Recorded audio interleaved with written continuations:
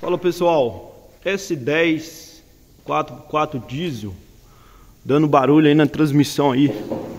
Parece ser até motor, um estralo bem forte ou caixa. O que acontece? Essa S10 estava com problema no volante conhecido como volante bimassa, que é o volante do motor. Aí pessoal, fiz uma marcação nele aqui, tá vendo? E vou puxar aqui, ó. Olha lá. A diferença de dentes está dando aqui, ó, 1, 2, 3, 4, 5, 6, quase 7. Então esse volante aqui já está condenado, entendeu? O que acontece? Quando ele está montado na caminhonete, esse volante, ó, olha para onde ele foi parar. Tá vendo? Se eu continuar indo com força aqui, ele vai rodar completo. Ele não pode rodar o completo, ele tem que ter uma folga mínima.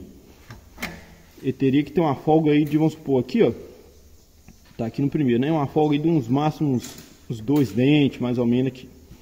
Uma folga bem pequenininha assim, ó.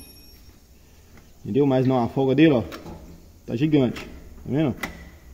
A folga dele era para ser pequenininha aqui, ó. Tipo isso aqui. Mas não, ele tá, ó. Tá vendo? Quanto mais rodar, ele vai indo. Aí, no carro fica estralando. Tá. Parece que é até o motor. Beleza? A dica que eu tenho que dar pra vocês aí, pessoal, quando for colocar esse volante aqui, ó, não inventar de colocar outro tipo de volante, tipo o volante o fixo, que o pessoal fala aí. Muitas pessoas falam que dá pra trocar o volante, colocar o maciço no caso, mas ninguém te fala que tem que trocar os parafusos, entendeu? Porque os parafusos desse volante bimassa, ele é maior e vem original na caminhonete.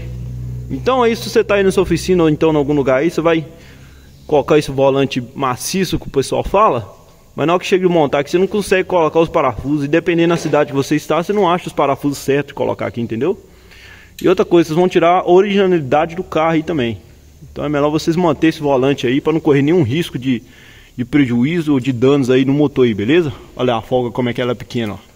Tá vendo? A folga do outro é gigantíssima.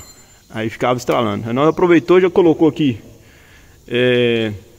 já colocamos aqui o volante, embreagem tudo novo também.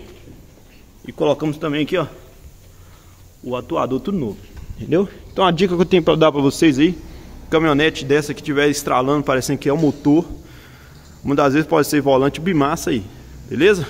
E outra dica, não colocar outro tipo de volante, senão corre o risco aí até de estar causando um dano aí no motor, beleza? Se você viu o vídeo até aí, não se esqueça de se inscrever no canal e deixar o seu like.